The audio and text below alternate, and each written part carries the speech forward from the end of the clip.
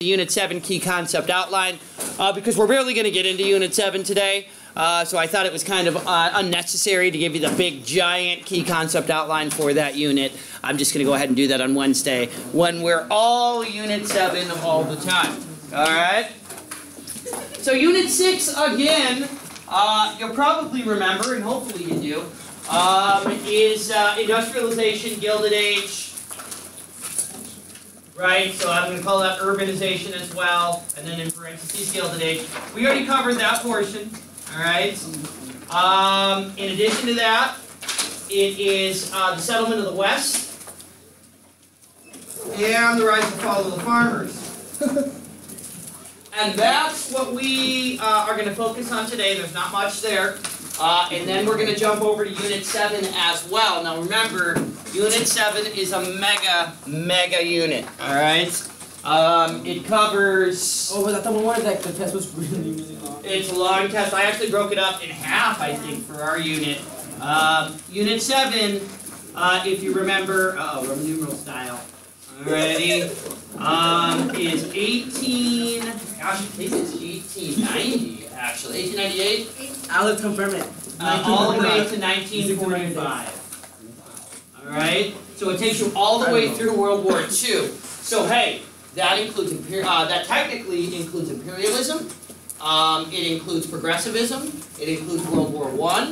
It includes the Roaring Twenties, the Great Depression, the New Deal, the build-up to World War II, and World War II. All in one big old unit. So hey, that seems like an enormous amount, and it is. Alright? But we're going to finish up 6. We're going to start imperialism, progressivism. Today, we're going to get through with those. So that on Wednesday, we'll actually be able to finish up all of the rest of Unit 7's notes in one swoop on Wednesday. I actually looked, we're going to cover about the same number of notes today as we do on Wednesday, even though it feels like on Wednesday, there's a lot more material there. Alright? Anyways, we're starting on page 79 of the big study guide. Now, hey, there were a couple of folks who were missing portions of the big study guide. If you are missing a section of that, obviously you need to get that from me. And then Ron, yours is printing now, bud. Alright, so let's go ahead and get started. Again, we're starting on page 79 of the big guide, and it's going to take us through, I think, like 86 today. Obviously, you should have those pages out. Obviously you want the key concepts guide as well. Everything is obvious. Alright, well, yes, if it's been printed out, then obviously we need it. Alright? Okay, let's get started with the West, and obviously we mean the settlement of the West. We're talking about the Great West and the areas of the United States in the Midwest that had not yet been settled. Alright, so obviously we know major reason why we have westward expansion is the Transcontinental Railroad, right? That's really the spark that leads to the settlement of the West. Really widespread settlement can't take place until we have that major innovation. Alright? And remember, now that we have the Transcontinental Railroad, what we need to do the American public needs, the American government needs to do something about the Native Americans. It's going to lead to a series of conflicts with Native Americans. Remember, the first real incident of violence after the development of the railroad is the Sand Creek Massacre. It's also known as the Chivington Massacre. It's when American troops, if you remember, massacre a group of Indians that they were supposed to be escorting, if you recall, to a reservation. Why did they massacre them? Because if you recall, there had been conflict between the military and this group. Now that the group had surrendered, they were being relocated, but the military, who had just been fighting against them, kind of took out their frustration and wiped that Native American population out. All right? Of course, the most famous battle, I guess you could say, of natives and the U.S. government out west is the Battle of Little Bighorn. Remember, that is where George Custer, the famous American general, and his forces are completely wiped out, right, by Crazy Horse and Sitting Bull, the two Sioux chiefs in charge. All right. If you recall why that had happened, because we had signed treaties with them, and then Americans violated the treaty and started to expand on their land in search of gold and silver. This is really a model for what happens to most tribes during this era, although the Sioux are obviously the most well-known because they were the ones that resisted the most fiercely. All right. We have other examples. I mean, honestly, you can pretty much pick your Native American example here because it's a similar story for all of them, right? The Nez Perce are up in the northwest. Remember with Chief Joseph, who tries to flee to Canada to get away from the Americans when they try to force him onto a reservation. If you remember, we capture him and his guys, his tribe, and force him onto the reservation anyways. And then the Apache, remember down in the southwest, also do not want to be relocated to reservations. They resist as well. Remember, those are the ones, actually, the Apache and later on the Navajo, that actually try to flee into Mexico, right, for the same purpose, to get away from U.S. troops that are pursuing them. All right. Who's Geronimo? Geronimo is actually the Comanche. All righty, yeah. Anyways. Ultimately, by 1890, despite the resistance of natives here, all of the Native Americans are being forced onto reservations, right? They've been forced onto a reservation. Remember, that reservation policy was really started by Jackson, but really takes place, intensifies after the Civil War. All right. Anyways, remember there is a cry for reform in the country. A lot of Americans, some Americans argue that there needs to be Native American reform. It's led by Helen Hunt Jackson. Remember, she writes the famous book, A Century of Dishonor, which really details all of the abuses and mistreatment that the U.S. government had done against the natives in an effort to try to convince the public we should fix these problems and help the natives for all the abuses, the atrocities we had caused earlier. Of course, if you remember, people read the book and they misunderstand her message, and instead what happens is an assimilation movement that tries to assimilate or Americanize Indians instead. All right? So, you know, she's really upset by this because, again, she was trying to draw attention to the fact they've been mistreated and we forced them to try to behave like Europeans. Can you make a connection to the cotton gin? What would be the connection? That they both try to make something that would seize. That they both made a mistake. I don't think that's probably close enough of a parallel. All right? Yeah, I don't think so. But as is always the case, Alex, with that, it really would ultimately come down to, I guess, how well you argued it, right? Anyways, ultimately, these reform efforts by Helen Hunt Jackson result in this, the Dawes Severalty Act. Remember, the goal of the Dawes Severalty is assimilation. We want Native Americans to assimilate into white American society. We want them to become farmers. We want them to reject their language and religion and cultural beliefs. Remember, we gave them what was called an allotment system. So we gave individual tracts of land, remember, to the male head of the family. Wait, isn't farming for females for them? That's what the big problem was. We're basically trying to get them to kind of, you know, to redefine what their entire culture and their gender roles are, right? Yes, so that's the big issue, right? And they're the savages. And they are the savages, yes. Anyways, we give them the land. We tell them that if they obviously work that land like a typical American farmer would, remember, after a certain deadline, they'll receive citizenship, they'll receive ownership of the land, and they'll receive all the benefits that other Americans have as well. All right? You'll remember, when we got to that deadline, we extended it, right? We actually made them wait longer to receive those benefits. Indian children, if a family did not follow the Dawes plan, if they were not rejecting their old customs or ways, remember, we would remove the children from the home. We would send them to what were called Indian schools, where they would be instructed only in English. They were run by the military, so they were known as being really brutal and disciplined. The goal was to eliminate that cultural connection from the child to the parent if the parent was not going to assimilate. All right? Of course, please remember the Battle of Wounded Knee. It is the last conflict between the American government and what we are going to call free American Indians that had not yet been put on a reservation. Remember, it had to do with the ghost dance that they were practicing. It had been banned. It had been banned on the reservation, and ultimately they did it in defiance. If you remember, ultimately it led to a shots being fired, and the Native Americans there were essentially massacred. They were wiped out. So we call it a conflict because it was technically a conflict, but it ended up being really just a massacre. Wait, what are ghost dancers? It was a dance that was supposed to pay homage or tribute to your ancestors, to the spirits. No, we don't have time. All right. Western movement or westward expansion is really going to end in this country by 1890. Remember Frederick Jackson Turner. He's the historian who basically looks at the census and develops, remember, that frontier hypothesis where he says there's no more land to expand into, right? All the best desirable land has already been taken, if not by settlers, then by corporations or the government.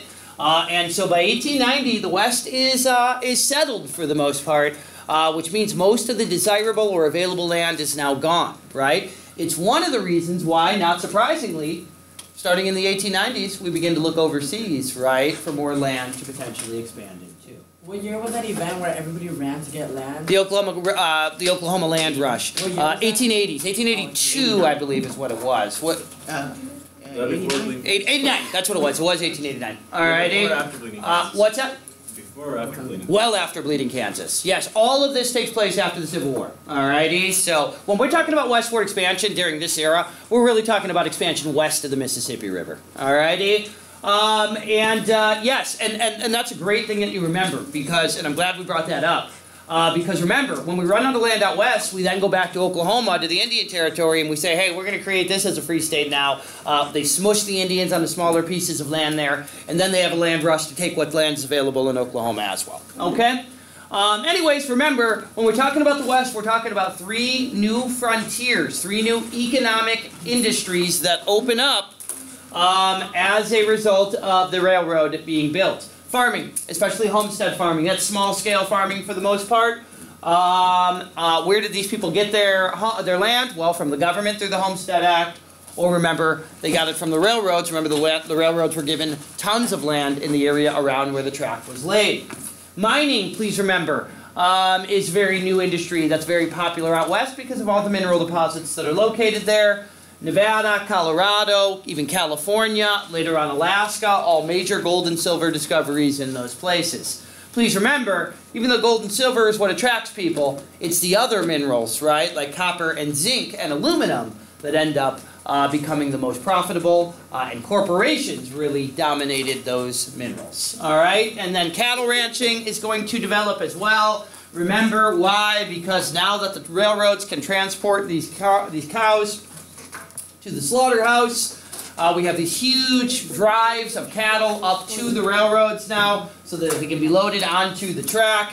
In order to do that, you have to hire cowboys to drive the cattle across the western states to get to the nearest railroad. Remember, farmers were hurt by the cattle drives because the cattle would eat and or trample their land.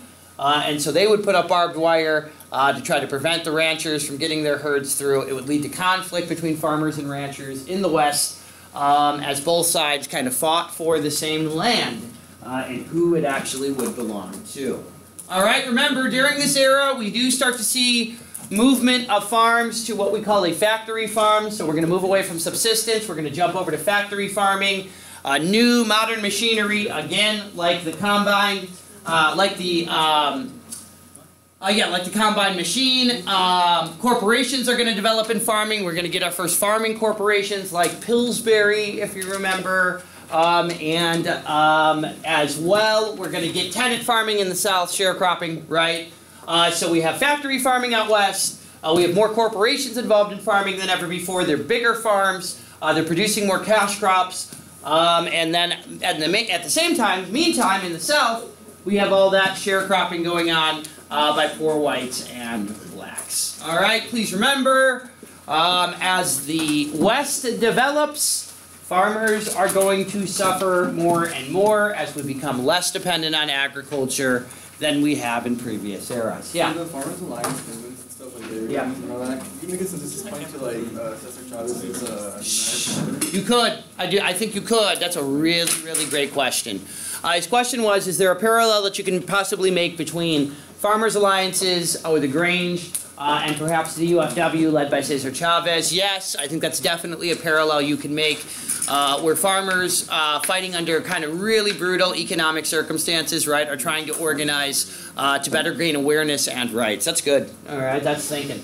Hey, speaking of the farmer, remember, while the settlement of the West is good for most people, it's bad for farmers, all right? And nobody was harder on the farmer than the railroads. Remember, they kind of were cheated by railroads because railroads didn't want to carry their crops. They didn't make as much profit on those. So remember, they charged those farmers unfair rates, higher than everybody else, all right? Remember, what did farmers also complain about? Pools. They complained that the media... they complain about rebates, which are free rides for other people that they don't get. And farmers, remember, complained that railroads were working together to raise prices against them. All right? They were, though. They were, yeah, absolutely. Remember, farmers also want to see more inflation in the economy as a means of raising prices so that their crop prices will go up. Because remember, they're overproducing and driving prices down. Yes? Is this when the gold standard and the silver? This is, yes. This is the era where we're talking a lot about the gold standard. Do we back it up with gold? Do we back it up with silver? Both would cause inflation. It's just one would be more affordable for farmers to own themselves silver. All right? Speaking of farmers, this is when they become politically active. We call it the rise and the fall of the farmer because, well, after this, we don't really see them become as politically active like this ever again. And there's not a ton here, but again, you need to remember the Grange. They're one of the first organizations that formed. They were an all-farmer organization. Remember, originally they were formed as a social group. They would hold like picnics and dances, alrighty, for single farmers. Over time, they began to provide education. They began, over time, to also work together economically or get farmers to work together economically. Eventually, they formed co-ops, where farmers could pool their money together or their crops together so that they could get better prices from agricultural companies or from buyers when they sold their goods. All right? Collective bargaining? What's that? It's like collective bargaining, only with your product, with your crops. All right? It makes sense, right? If Alex the farmer shows up at the railroad and wants to carry his stuff, they're going to be like, no, you don't have enough. If we all show up with our crops at the same time, it's much heavier loads, right? So we're going to get lower rates from the railroad for carrying it. All right? Please remember, we also are going to get a series of laws that were passed by the Grange. They're known as the Granger Laws. And the most famous was Munn versus Illinois. Remember the Grangers, because the federal government wouldn't break up railroads, wanted the states to do so instead. In Munn v. Illinois, that's exactly what happened. The courts backed up a state law that regulated railroads. Please remember, later on, overturned just a short time later by the Supreme Court that reversed that decision and said, no, states and the Grange cannot regulate railroads, only the federal government can. Folks, the very first political party that farmers helped to form was the Greenback Labor Party. Remember, it's a combination of workers and farmers in the 1870s. They wanted inflationary policies like more money, right? Like gold or silver backing up our money. They also wanted better conditions for workers. If you remember, that party lasted a short time before those members jumped over to other groups like the Populists. All right, farmers' alliances also form across the Midwest and the South. There were 3 of them. Remember, there was a Western or Midwestern Farmers Alliance. There was a Southern Farmers Alliance. And then there was a Colored Farmers Alliance. Remember, white Southerners would not be in the same Farmers Alliance as black farmers. All right? Again, they sponsored social events. Eventually, they become more politically active. They, too, organized cooperatives. They, too, wanted regulation of the railroads. They also wanted agricultural trusts to be regulated, like the people that were selling tractors and seeds as well. All right? Remember, they also demanded a sub-treasury plan where they would not have to go to the banks. Remember, these farmers hated the banks. They called them the Eastern Establishment, right? That was bankers and politicians that they thought were working against the common people. They thought if we could get the government to directly give us loans instead of banks, we could get better deals. That fails, and ultimately that's what helps form the Populist Party. Speaking of those populists, this was the greatest, I think, success of the farmers and even this ended up being a massive failure during this era. It's sad. The story of farming in this country is sad, but that's what happens when 98% of your population starts out doing something. As you become a more diverse, industrialized economy, somebody's got to pay the piper, alrighty? And unfortunately, it's farmers who suffer at the expense of the rest of our economy. Alright? Yeah. Starving time. Where does that saying from? What, pay the piper? Honestly, I don't know. Alright? I mean, I'm assuming it comes from paying the Pied Piper, right? Remember the famous story of the Pied Piper, right?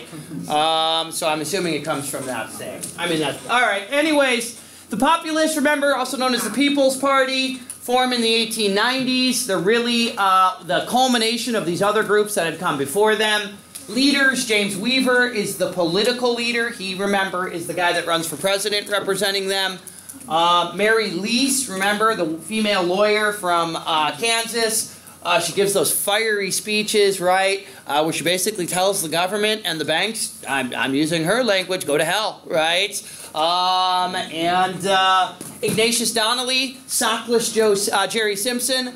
These are other leaders of the Farmers Alliances and People's Party that were the spokespeople for these groups, all right? Gotta remember the populist agenda. Yes, ma'am. What is her name meaning? What is... Donnelly. First name. That's their last name. Yeah, first name's... I know that. I can't say her first name. Ignatius? Oh, is that what you're asking me? Yes. Oh, it's a dude, first off. It is? But yeah. Oh, Jesus. His name is Ignatius. Alrighty. Huh? Does that mean anything? It's weird. Fire. Is that a weird name to you? Yeah, Nice. that sounds like something in a freaking dictionary. I mean, it's a biblical name. So... Ignatius Loyola? Like yes. Deshala? Deshala? Isn't every word in the dictionary? It's like, why are you using those dictionary words like chair? Alrighty. No, I get what you're saying. I don't want to name. I don't want to name nothing out of the Bible. So I'm gonna go with the dictionary. No, they open the Bible and they put their finger. Hey, I'm not sure about this, but I believe it's actually a biblical name. Alrighty? So, yeah, his is too. Anyways, He just went by Jesus Christ. Iggy. They go by Iggy a lot. Yeah, they go by Iggy a lot. They do. Yeah. All right. Did he have blonde hair? I don't know. Alrighty. What are you trying to say about us blondes? Forrest, do you consider me a blonde? No. You're Dirty blonde. I'll take dirty blonde. Alright, I'll take that. Alright. Anyways, populist agenda. Shh. You need to know this because remember, this populist agenda becomes the progressive agenda, which later on is going to really become the parts of the agenda of the New Deal, right? So you need to remember, hey, these guys wanted free coining of silver at a 16-to-1 rate over gold. Again, silver is going to cause inflation and it's much cheaper to buy. So they can hold on to silver and be able to keep it for themselves and cause their prices to go up for their crops. They couldn't afford the gold because it's just too expensive for them. Yeah. Did FDR or Nixon get us off the gold standard? Technically both do. They both took us off of the gold standard And temporarily. put us back on? Yes, we get put back on in between. All right. Graduated income tax. Remember, that not only do they want an income tax, they want it graduated, which means the richer pay higher rates. All right. Remember, the government, they said, needs to own railroads. That's the only way to prevent railroads from abusing the farmers, is what they say. Remember, they want initiatives, which means let the people of a state vote on that issue themselves to see whether they want it. They want referendums. When the state makes a law, the people get the final say, almost like a veto power. That's what a referendum is. And then a recall. If the people are unhappy with the job that the politician's doing, they can kick them out. They can choose to vote him out of office early. All of these, they think, will put politicians better under their control if those happen. Remember, they want direct elections of senators, so that the people actually elect their senators, so the senator has to answer to the needs of the people of his state. They want a sub-treasury system, remember. Again, to bypass banks, let's go and create sub-treasuries in these areas that will hold money, give it out to farmers for loans. Farmers can use their crops as collateral to get the loan. All right? Like the beginning of like a liberal populace, right? Yes, that's exactly what I want you to hopefully see. All right?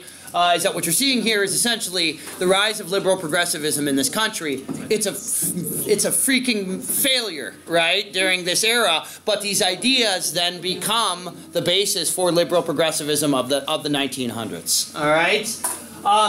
I think a savvy person would go back to Henry Clay and maybe argue maybe Clay was the actual originator of some of these ideas as well. All righty? Anyways, the postal savings banks, remember banks are going to hold post office functions like savings accounts and safe deposit box. All of these are goals of the populists that are unrealized. You'll notice many of them achieved by the progressives, and eventually some of these actually do see the light of day during the New Deal.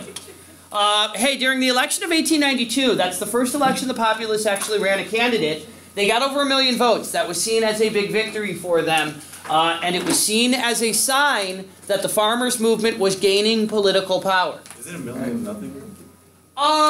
It is, but I think as a nowhere third party, right, to literally become a party that year, and then to get 1 million votes was seen as promising. All right. Hey, by the way, the populist agenda was called the Omaha Platform because it was developed in Omaha, Nebraska. All righty.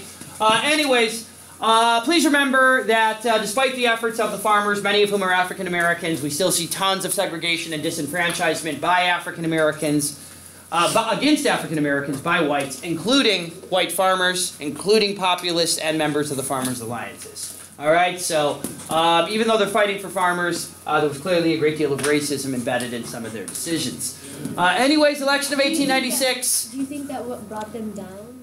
I don't. I don't think that that's what brings them down. I think they're going up against really powerful and wealthy forces that are teamed up against them, kind of supporting the other side. All right. Speaking of the other side, the critical election for the farmers is 1896.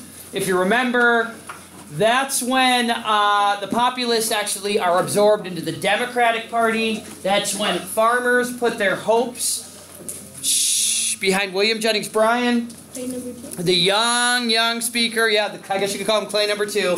The young popular politician. Remember, he and the Democrats assumed the populist platform. They fought for silver. Remember, he gives the famous Cross of Gold speech, Bryan, where he argues farmers are being crucified on a cross like Jesus, only the cross is made by gold, saying this gold standard is killing us. We need to switch over to silver. Even though Bryan tried and had a lot of support from farmers, please remember, ultimately McKinley and the Republicans win that election. When that happens, populist movement and farmers in politics slowly dies down. Farmers get frustrated. They feel like they have no solution, and they really lose faith in politics in general. Change of directions. Now we jump over to imperialism. All right. American overseas expansion, and that is page 81. All right. America as a world power for really the first time. All right. Anyways, why do we want to suddenly expand overseas? Well, remember, we have all of these things that happen kind of at the same time that motivate us now to want to expand when we didn't before. 1, economy's roaring. We need new markets to sell our products. We need raw materials to continue to help our economy to grow. And we need overseas possessions, we believe, in order to achieve both of those things. Secondly, remember, there's this belief that we're overcrowded, especially in our cities. And if we do not expand and find a place for people to expand into, that we will explode into social and cultural tensions and chaos. We would have race riots and all these other fights going on. We needed to expand or else, so socially, we would fall apart. Safety valve? What's that? The safety valve theory, yes. In addition to that, please remember, we want to compete with our rivals. We want to compete with Europe. We think we're finally in a position to challenge these people for world domination, and we want to do so. It's important that we get started right away. Remember the book, The Influence of Sea Power, said that you had to have a strong navy in order to hold on to all your possessions. We start building up that navy right away. Another reason why we want to expand social Darwinism. Remember, we believe our society, white Anglo-Saxon culture, is superior to the rest of the world, and that we have a responsibility and obligation to bring it to places that did not already have our level of civilization. You know, that Protestant faith. We want to make sure we bring that to the rest of the world. All right. This is a conversation I was having with him before the review started. All righty. It's like Manifest Destiny Extended. All right. And I would, to be honest with you, it's really City on a Hill, which is extended to Manifest Destiny, right? Manifest Destiny extends now into overseas expansion. All of those are synthesis points you could use from 3 different units. All right. Anyways. Remember, yellow journalism is another reason as well, right? Yellow journalism is how our media is really pushing us into conflicts, especially in Cuba, and riling up the American public to get us involved in areas where previously we would not have been interested. Yes, sir? Who wants the Samoan Island? Today, American Samoa is a protectorate of us, alrighty? The other Samoan islands, the Western Samoa today is independent, alright? But we actually still, some of those are our possessions still, alright? That's why we have great freaking Samoan middle linebackers in the NFL today, alrighty? Yes? Huh? Alright. Hey, Pan-Americanism as well is really the first example of us becoming more involved in foreign affairs. It's very simple, guys. All we did was we said, hey, we're Latin America, we want to have conferences with you, all right, where we can discuss matters that are important to us. Originally, Latin America said, no, we don't want to talk to you, U.S. But later on, they agreed to. And folks, for about the next 40 years, we held Pan-American conferences every other year, where we would come together with Latin America to try to discuss common solutions to our problems. The first major crisis with a foreign country, though, is the Samoan crisis. Remember, we square off with Germany over the Samoan Islands. Eventually, we compromise, sign a compromise deal where both of us get portions of the islands, and we both claim victory. And England helped with that. England, yep, they helped actually negotiate the deal. All right? Which is supposed to be a sign that England is starting to see us as more of an equal. Right, yeah, more respectful relationship with us. Remember the Venezuelan boundary dispute as well. Remember, this is where we stand up to England now. There was gold, remember, found on the border region there. England wants to expand their border into Guyana. We say no. From Guyana into Venezuela, we say no, we will not allow that. Remember, President Cleveland sets up a commission that establishes what the actual boundary is. And then we tell the British, if you violate that boundary, we'll consider that an aggressive act. Britain backs down. And again now, after Samoa and now the Venezuelan boundary dispute, we can kind of say, hey, look at what we've done. We're standing up to these people and they're backing down. Then, of course, we go to Hawaii. Please remember, what do we do in Hawaii? White American planters overthrow the queen, the Hawaiian native queen. And then, if you remember, they convinced the U.S. government to send troops to help them. Eventually, when President Cleveland finds out the real story here, he pulls those troops out. He refuses to annex Hawaii, although it gets done later on during the war. All right? Speaking of the war, the Spanish-American War is the greatest example of Manifest Destiny.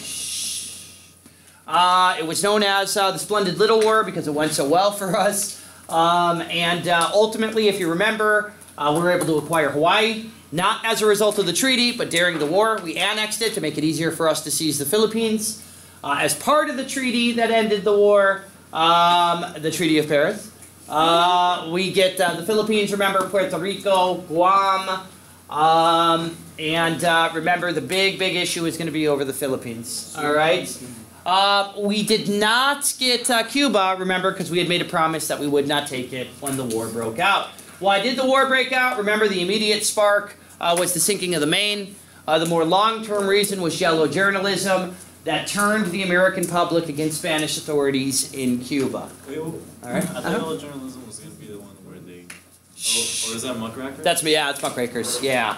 Where they're exposing kind of the dirty, corrupt, greedy people in the country. What was that time? The same exact time. The exact same time that muckraking is happening inside the U.S., yellow journalism is happening. So muckraking is just like different... It's just different journalists, just different focuses. It'd almost be like, hey, if you were a journalist, are you focused on politics or internal affairs, or are you focused on international events? All right? Yes? Deshala. Oh.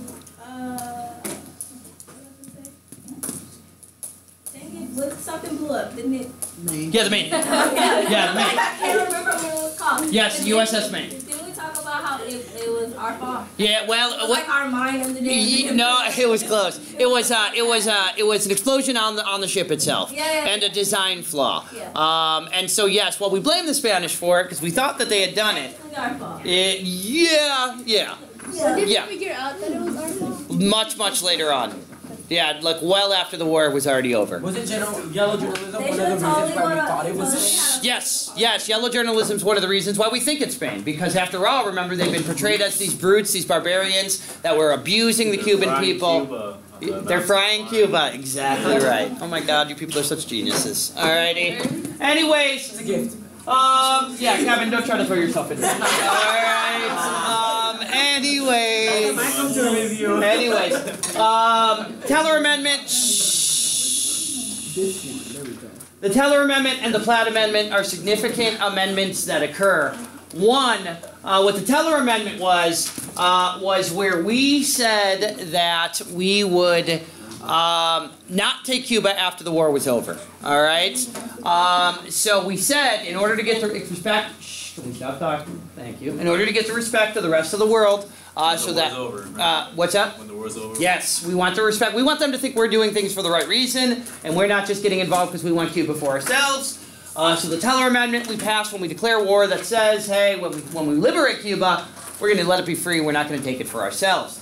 And that meant after the war, we had to do so. And so since we still wanted to control Cuba, but we couldn't own Cuba, we forced them to add the Platt Amendment into their constitution, which said we could basically control their government even though technically they were independent. All right? Just totally played them. Yeah. Yeah. We're such assholes. Oh, it's close. Okay. Well, I'm going to try not to respond to that, but I think that's an impression that we sometimes have around the rest of the world. We're kind of domineering cowboys, they call us. Anyways, All the time. Anti-Imperialist League was the group, remember, that rose to oppose the annexation of the Philippines. Quickly, the situation with the Philippines becomes the major issue. Ultimately, we annexed the Philippines because we couldn't have Cuba. All right? Even though we had promised the Filipinos their independence, please remember that leads to a massive Filipino insurrection where more Americans died during the rebellion in the Philippines than died during the entire war. Ultimately, we're finally able to put the rebellion down after we capture the leader of it. Hey, please remember at the same time, while we are expanding into new places, we try to expand trade into China as well. We try to get European countries in China to respect our open door policy that we try to establish. We basically, remember, ask the European countries, hey, let us trade in China as well. Let us trade in your country. Remember, they had the spheres of influence where they controlled parts of China. We want those spheres eliminated so that everybody can sell their goods everywhere and let the Chinese people decide what they want.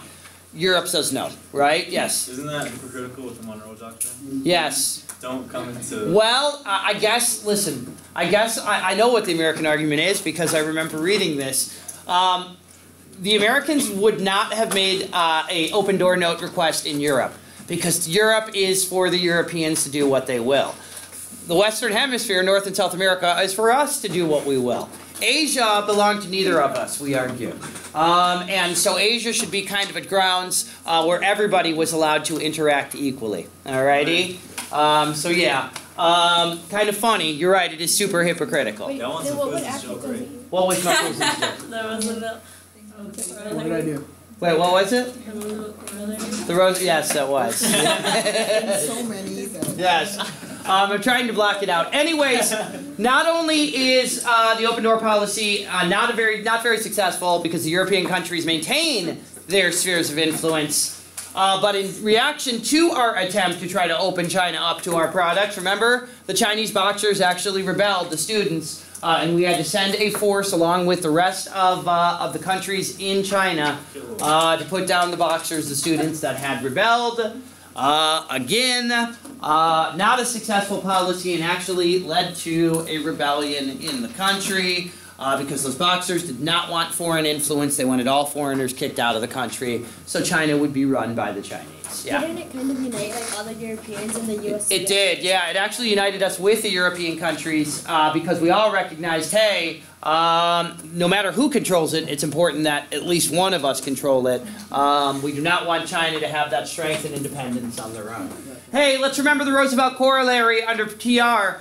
Remember, this is the start of big stick diplomacy. This is where he announces, remember, from this point forward, we're going to actively patrol, right? We're going to actively intervene if we need to in the Western Hemisphere. We'll take over countries if we need to prevent Europe from doing the same thing. Yes? The Flat Amendment, isn't it kind of like the holding companies? Yeah, in a way it is. Yeah, it definitely. I see what you're saying there. Yes. It's a way for us to indirectly control something without directly possessing it. Yeah, that's a really nuanced kind of point there. Hey, so again, Roosevelt Corollary strengthens the Monroe Doctrine. It says now Europe, it's not even that you can't come to North America or South America. It's that if we think you're going to come anytime in the future, we'll seize that area or that country ourselves to prevent you from taking it over. All right? This is what makes us become known as the policemen of the Western Hemisphere. The Colossus of the North, yes, sir. So this is like an excuse to just take more. That's what the criticism of it is. The criticism of it is we end up intervening in some of these places dozens of times. So it almost seemed like we intervened just because we wanted to control it without technically owning it. All right? Why? Remember, because in Venezuela, the Venezuelan ships are being sunk by the Germans because the Venezuelans owe them money. We think that's going to be the first step towards Germany taking Venezuela over. So again, that's why we issue this policy. We then send troops into the Dominican Republic, into Cuba as well, because we're worried the English will seize those places too. Then TR focuses on Panama. This is when he's going to have the Panama Canal built. Remember, the circumstances how we acquire Panama are shady. All right? Rebellion. Yes, exactly right. Remember, first, we got to make a deal with Britain. Britain allows us, gives us permission to build the treaty. We had to get their permission when we signed the Clayton-Bulwer Treaty of 1850. Then, do you remember what we do? We organize a rebellion in Panama against the Colombian government that owned that territory. We support that rebellion with our gunboats, with our ships, and then after Panama is created as a new independent country, we immediately sign a deal with them, and then we get the land we need to build the canal. Alrighty. Obviously, the canal becomes a major achievement by the U.S. government. What's that? At least them? What's that? Are we heroes at least to finish? Well, they own the canal themselves now. We gave it over to them at the end of the 1900s. So now they own it, all right? Although we don't pay any tolls to use it. That was part of the deal. Yeah. Were we heroes to them? I think we're probably more considered so today. Not as much probably as we were taking advantage and using Panamanian workers. Like 2,000 of them died.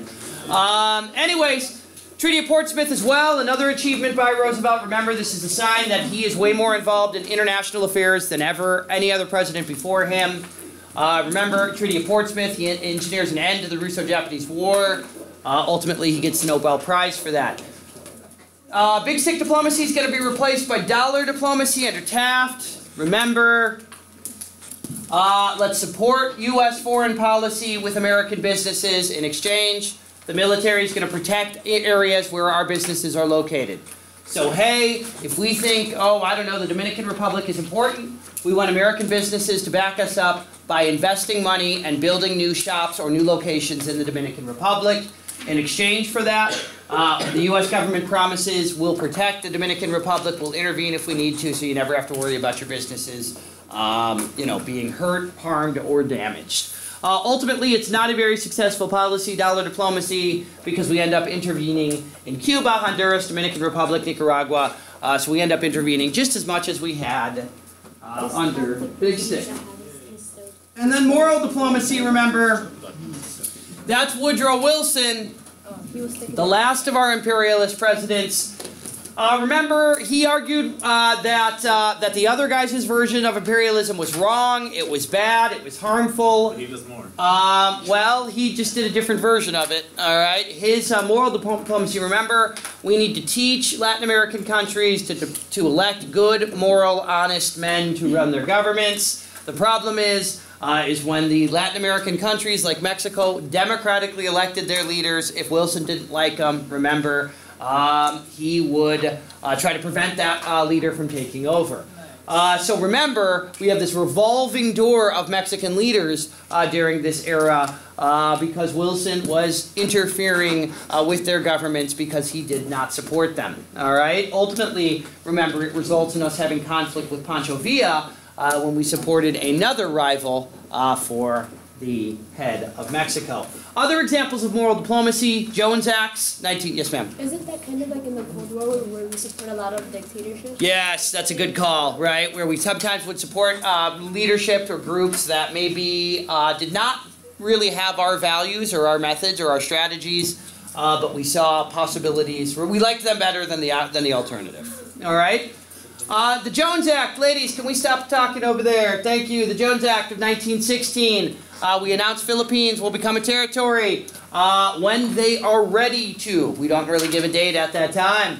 In 1917, we announced Puerto Ricans will be citizens. These are seen as anti-imperialist moves. And then remember, at the same time, even while we're doing these things, we're intervening in Mexico. We seize Veracruz. Remember our problems with Huerta's government and eventually our conflict with Pancho Villa over who will run that country. Which treaty the Constitution doesn't follow the flag? It's not a treaty. Court case, right? It's called the Insular Cases, right? Thank you. Yes. Remember the Insular Cases as well. Because of all this imperialism, right? We had to decide what's the citizenship status of these people who we have just taken. And remember, the decision is we leave it up to Congress to determine for each group whether they're citizens or not. All right.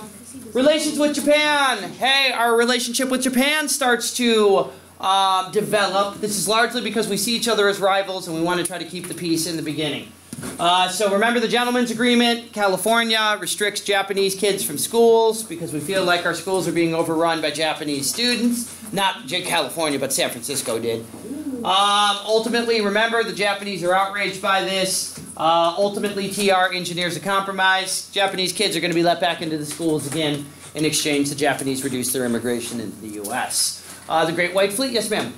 Is that the thing that you did in Anaheim, where you had to look at the yearbooks? That was internment during World War II. Oh. Alrighty, a little before this, but alright. Great White Fleet, remember, yes sir? Has there ever been any voluntary unison of two countries like Austria-Hungary? Like, voluntary merger, is that what you're saying? Like, why doesn't Canada just? They don't want to. Yeah, I think they view the United States with a lot of suspicion. Nice. Mexico. What's that? Why doesn't We Mexico don't just want give to. itself up? Oh, I don't think they would really want to be part of the U.S. The U.S. is viewed as the brute, as the bully. Anyways, hey, the Great White Fleet. Remember, TR sends the American Navy on a goodwill mission around the world. Really, it's designed to kind of scare and intimidate the Japanese into seeing the new, powerful, modern U.S. fleet that had been developed in the 1890s. And so in response to growing conflict with Japan, we're concerned about future conflicts with them because our territories are starting to overlap. Remember, we signed a couple of deals. The most famous is Route Takahira, which basically agreed, hey, we won't take your stuff if you don't take ours. And Japan did promise they'd start to respect the open door policy after that. Wait, which is the one where one president acknowledged Japan's power, but then the next president didn't? There's one president, but at the end of his term, was mad at the new president because he didn't honor Japan as a strong military. No, it's not ringing a bell on me right now, but... anyways, the Monroe Doctrine, remember, you see kind of the evolution of it, right, from when it's first issued, after the Civil War. These are all examples where we're trying to strengthen the Monroe Doctrine to make it stronger than it had been previously. All right? Now we got to change directions again and jump over to progressivism. You're not a progressive. Huh? You're not a We- progressive. I'm okay with reforms, but it's just like when it goes to the extremes, you know? Like, oh, national arts Yeah, we program. skipped the whole page. Okay, let's get started. No, I was just seeing how many more progressive pages there are, right? Like, that's unnecessary crap. We can hope. You don't need an arts project. That government money, We don't need an arts project. government money being wasted, you know? Alright, so hey, we move on to progressivism. The good news with progressivism is it's very similar to populism that we just covered, right? With a few differences. Please remember, what do progressives fight for? Well, all of the things in the gray boxes, right? So, tons of different reforms that they think are necessary in this country. What are the big differences? Remember, populists were rural, they were usually poor. Progressives were usually more middle class. They usually lived in urban areas, not in rural ones. So they're middle class, usually more educated city dwellers, all right? Populists want ownership of railroads. They want ownership of banks. Progressives did not. They were not socialist whatsoever. They supported capitalism. They thought you could reform these things without having the government take them over. Remember, populists want inflationary policies to benefit them. They're mostly farmers. They need those prices to come up to help their crops. You'll notice progressives never really get into inflation. That's not a topic that they were interested in. They're more interested in social and urban issues. All right? Remember, however, despite their differences, a lot of these populist policies that we already talked about end up being realized by the progressives. The list is right there of the different examples.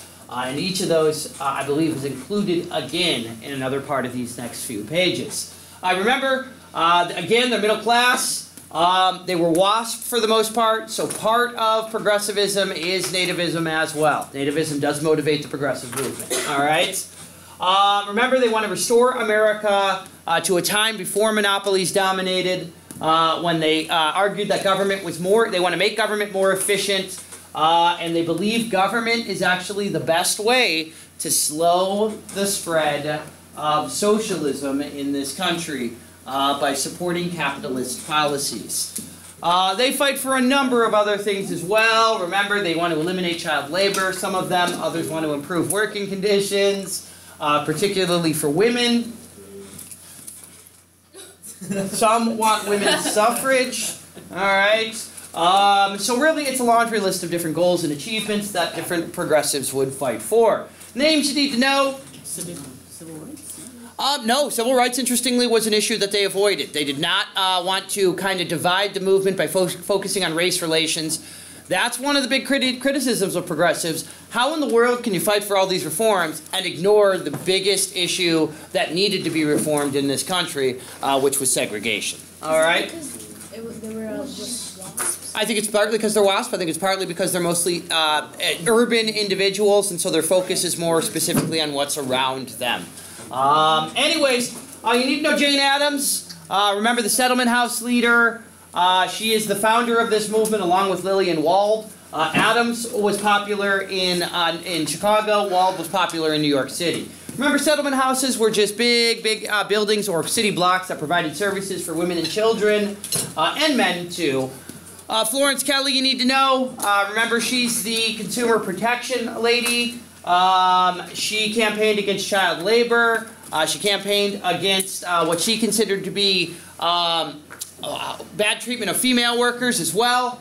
Remember, what would they do? Florence Kelly and her organization, the Anti-Consumers League, they would form boycotts, right? And they would not use products if a company was using child labor, for instance. Very successful.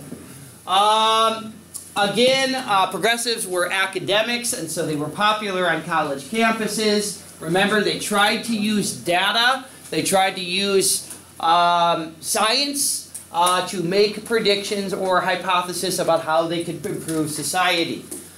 Remember, even though most socialists even though most progressives were not socialists, this is also the period when socialism was strongest in this country.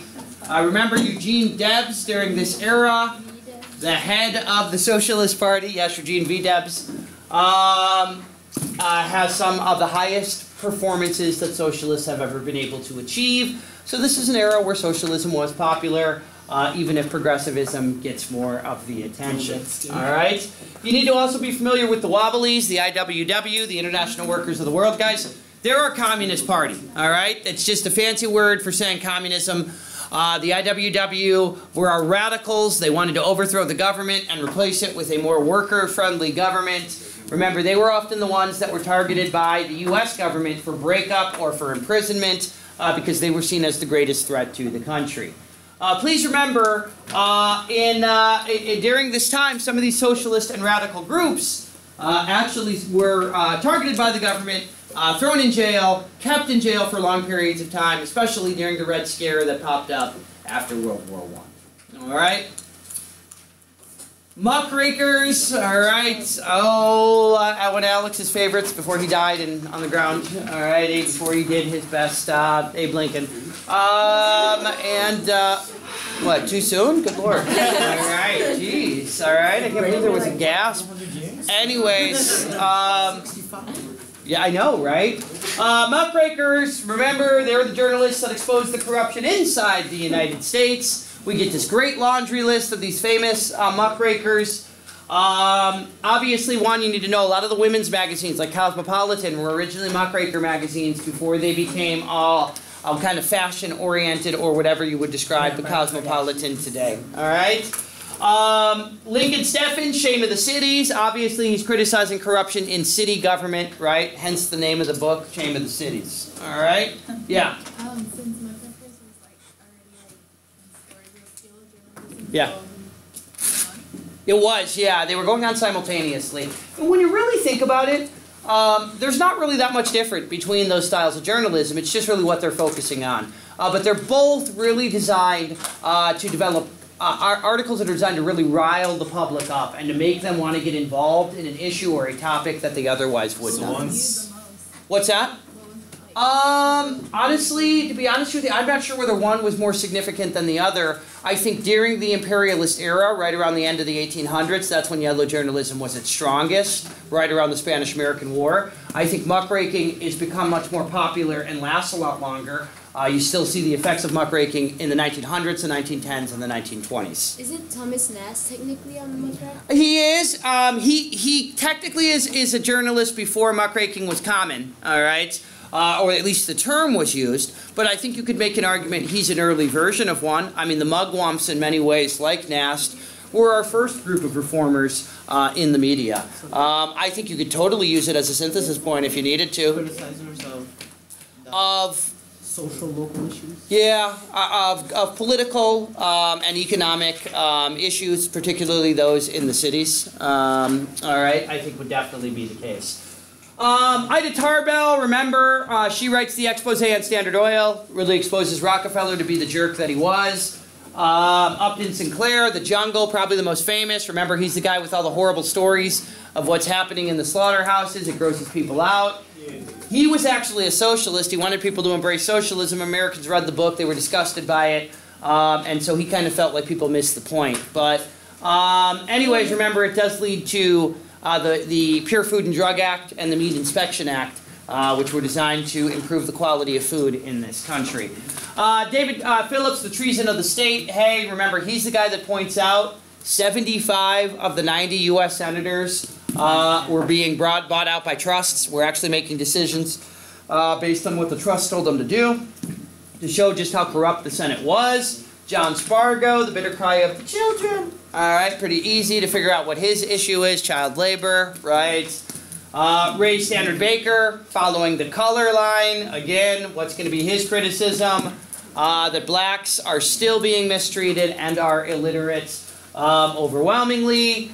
And then Frank Norris wrote a series of books about corruption in California, particularly railroads and cattle ranches, all right? Or ranchers in general.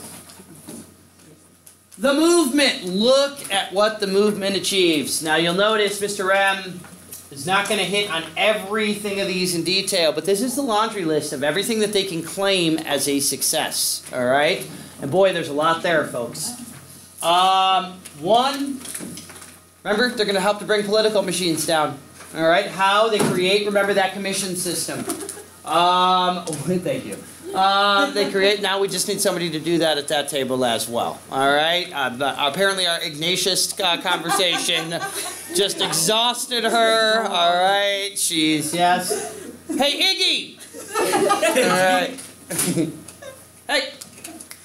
Eye on the prize. All right. I know you're still. I know you're still trying to work on that whole Ignatius thing from earlier. All righty. All right. All right. Thank you. Commission system and city manager system. Hey, these created appointed city commissioners so that the mob boss, the political boss, no longer had the political control that he previously had. Hey, remember the Australian ballot, the secret ballot. What does that do? It hides who you're voting for during the election so the political machine didn't know how you had voted. Don't know why it was ever coming. Yeah, it was kind of a silly system. All right? Please remember other ways that we are able to reduce the power of political machines. Initiative referendum recall, right? We give more control to the people to make decisions instead of the politicians. Remember, all of this was started in Wisconsin by Robert La Follette, the Wisconsin experiment, the famous reformer governor. Ultimately, direct elections of senators is another way to reduce the influence of political machines as well. Again, giving more authority or power to the people to choose their elected officials. Antitrust. Anthracite coal strike. Remember, Teddy Roosevelt breaks it up. We create the Bureau of Labor and Commerce to better regulate and protect workers. Northern Securities. Break them up. The holding company, right? Antitrust. Standard Oil. Break them up. All right, they're a trust. The Hepburn Act, if you remember, it put telegraph and telephone companies, even railroads as well, better under the control of the federal government to regulate those industries for the first time as interstate commerce.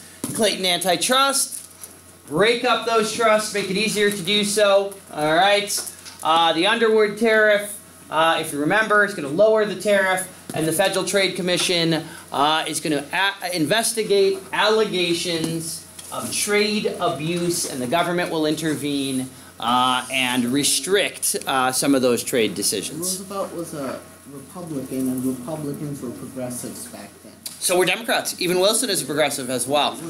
Yes, yes, I see what you're saying. Well, hold on. The populist. Yes, Roosevelt is a progressive Republican. Please remember there is a split in the Republican Party during this era between the old guard conservatives like McKinley and progressive Republicans like Roosevelt. Roosevelt gets a lot of the popularity, right? A lot of the public attention. Ultimately, remember, it's Taft who claims to be a progressive, but ultimately ends up kind of aligning or allying with old guard conservatives as well. All right, so yes, absolutely, Republicans are progressives, but we still have to remember there's still that old guard conservative portion of the Republican Party that exists as well. All right, living conditions, settlement house is already covered. Women's suffrage, got to know that 19th Amendment. Obviously, I'm going to save some of this for after the World War I notes. Prohibition of alcohol. By the way, 19th Amendment, women's suffrage, Carrie Chapman Catt, remember, the key leader that helped to achieve that with her winning plan strategy. All right, Alice Paul, she's the more militant of the suffragettes. She's the one that shames Wilson, if you remember, into supporting it by standing outside the White House with the signs and yelling things at him. Jeanette Rankin, our first woman in Congress. She is actually, folks, she was actually the one who... Did not vote for the war. Well, yes, that's absolutely right. She was also the one that presented the 19th Amendment that gave women the right to vote. She had been elected by the men in her state to be in Congress, even though she herself could not vote in elections at that time. Alrighty? So she got the honor of presenting the 19th Amendment in Congress, and she was already a congresswoman. Alrighty? Prohibition of alcohol. Women's Christian Temperance Union is the first organization led by Frances Willard. Later on, remember the men's organization, the Anti-Saloon League, also was able to overturn, to get prohibition laws established. Please remember the 18th Amendment, thanks to the efforts during World War I, ultimately prohibits alcohol, and the Volstead Act is what enforced it. Child labor, the key case there is Mueller v. Oregon. This was considered one of their great achievements to eliminate child labor in this country. Eventually it gets overturned by the Supreme Court. And child labor technically goes on until the New Deal, when FDR officially ends it. Meat inspection, pure food and drug, remember, byproducts of the jungle. Conservation, Newlands Reclamation, right, is our first conservation policy officially passed by Congress. Although please remember, Roosevelt and his government, I should say, his Secretary of the Interior, a guy named Gifford Pinchot, had already made arrangements to have certain preserved areas made into national parks. Our first national parks were declared in the 1870s, thanks to the efforts of John Muir, the environmentalists. By the 1900s now, we actually have policies in place to preserve more lands that will later become parks as well. Economic reforms under Wilson, the Federal Reserve Act creates a new banking system. The Federal Highway Act creates our first major road project. Education, we're going to learn by doing instead of just, well, focusing on the classics in our education. Is that why you like LARPing? What's up? Is that why you like LARPing? Be quiet. Alrighty. Anyways, no, I don't LARP. Alrighty. Alright. Anyways, hey, other states that were very progressive besides Wisconsin, you need to remember California was very progressive as well. Ultimately, our most famous progressive president, you need to know. Shh. We stopped talking over there. Thank you. Ultimately, our most famous progressive president, obviously you need to know TR. You remember he was known as a trust buster, even though Taft broke up more trusts than he did. Remember his handling of the anthracite coal strike, where he forced the coal mine to give in to the demand of the miners, earned him the support of the public. I told you that the Hepburn Act is, remember, where he said there are actually good trusts and bad trusts. I'm only going to break up the bad ones. I'm going to keep some trusts together because I think it's good for the economy. Remember, Department of Labor, Bureau of Corporations. Again, better designed to protect labor and regulate trusts. All right? Please remember, this is key with TR. He protects millions of lands. Now, hey, he did not agree with John Muir on one thing. John Muir and other early environmentalists said, hey, leave the land untouched. Do not let anything happen on that land. That's the only way to make sure man doesn't screw it up, all right? Roosevelt said no. Remember, he was an outdoorsman. He was a hunter, right? What's that? Yes, wise use is what he called it. Look, we can preserve land, which means do not develop on it, and still be able to enjoy it for recreational purposes, for hunting, for fishing, for enjoyment at the same time. That use model, the wise use policy, really becomes the basis for our national park system, all right? It really is the system that we put in place that really is followed all the way along till today. That's why we have these great national parks with so many visitors that are allowed the freedom. The first one being? The very first one was Yellowstone. Yeah, the very first one was Yellowstone. What did you call it? No, I was Yosemite. Yeah, Yosemite. All right. Anyways. Taft, remember, is really, when it comes to progressivism, is Roosevelt light. Alrighty, what I mean by that is he continues a lot of the policies that Roosevelt started, but ultimately he becomes more old guard conservative. That's what causes Roosevelt to come back and challenge him as a member of the Bull Moose Party in 1912. Alright? And lastly, Woodrow Wilson. This is the last page we're going to get to today. Before we go to the practice questions. And Woodrow Wilson is another progressive. Because the Republican Party is split between Taft and Roosevelt, Wilson is able to win this election. He's one of the few Democrats to win during this era. Remember, he promises new freedom for the country, which is progressivism mixed with support for small businesses. Wait, didn't Roosevelt make like the Moose Party or something? The Bull Moose Party. Yes, he did. Remember, when Taft started to do things Roosevelt disagreed with, he forms a progressive third party, the Bull Moosers.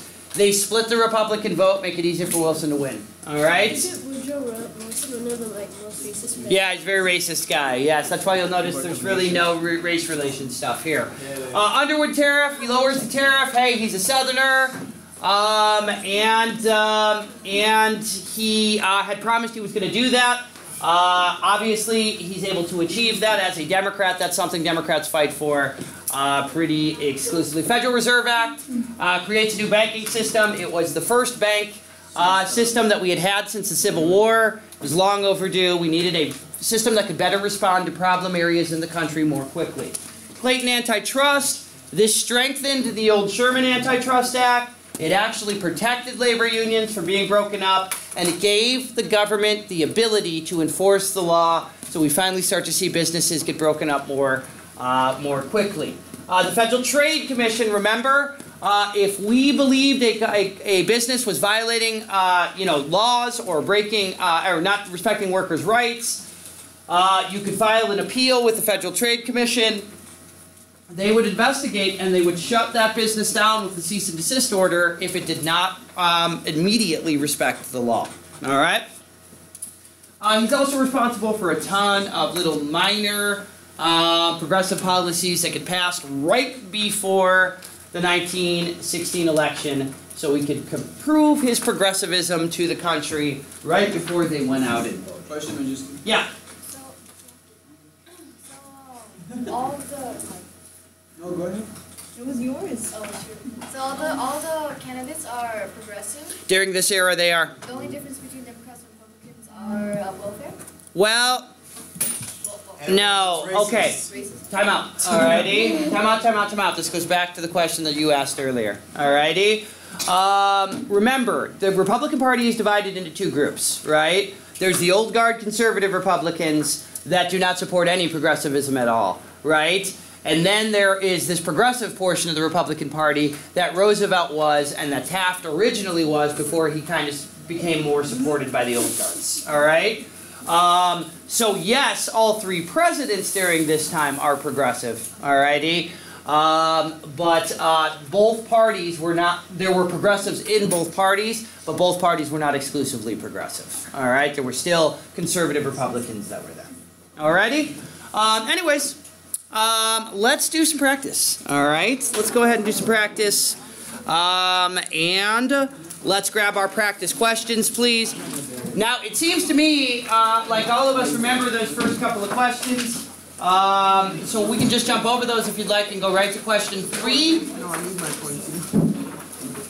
That one's stinking. I didn't know it. You're the one stinking. Look at my shoe.